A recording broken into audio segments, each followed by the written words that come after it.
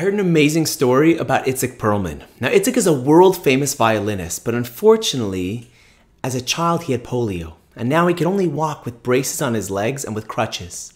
So, before each concert, he would slowly and painfully walk across the stage, one step at a time, until he would reach his chair. But when he played, it was magical. Now, at this one concert in Lincoln Center in New York City, something went very wrong. In the middle of the performance, one of the strings on his violin broke. They say you could hear it snap across the room. The orchestra immediately stopped playing, and the audience was silent.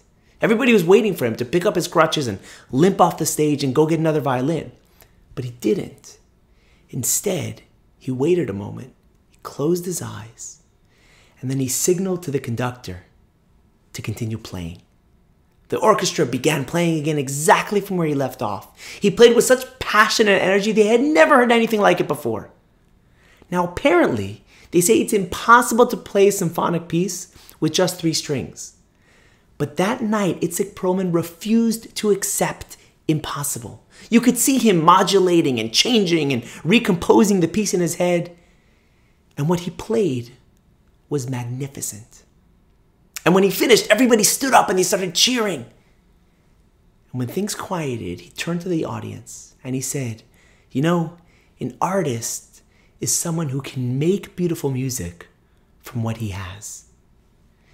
You know, we all prepare ourselves to make music on a violin of 4 strings. But then in our lives, we find ourselves having to play with only 3.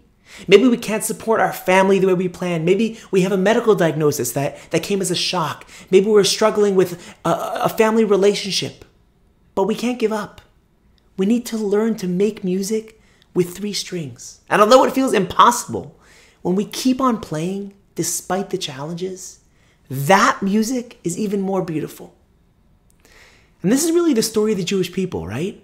To never give up, to keep on playing and to keep on praying, to keep building and to keep hoping. I heard this idea from Rabbi Jonathan Sachs Zatzal. He explains that the difference between optimism and hope is that optimism is the belief that things will get better. It's all going to be good. But hope is the belief that together we can make things better. You know, this week is Tisha B'Av.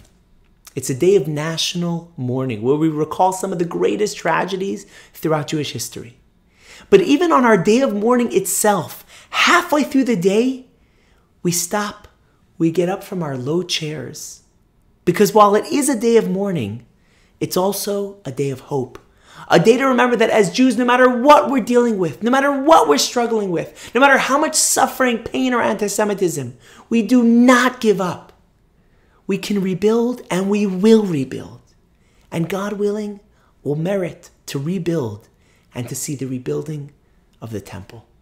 Thank you all so much for listening, and a special thank you to today's sponsors. Thank you to Arthur and Terry Kafetz in honor of the birth of their granddaughter, Rachel, to Ella and Jason Kafetz, Mazel Tov, as well as to Malcolm and Jody Silver in honor of the yahrzeit of Jody's father, Norman Samuels, Shmuel Nachum ben Yosef Alav Shalom. May his neshama have an aliyah. Thank you to both our sponsors, and if you want to send me a message response to the next episode, just email me at hope@h.com. Thanks for listening, and I'll see you next time.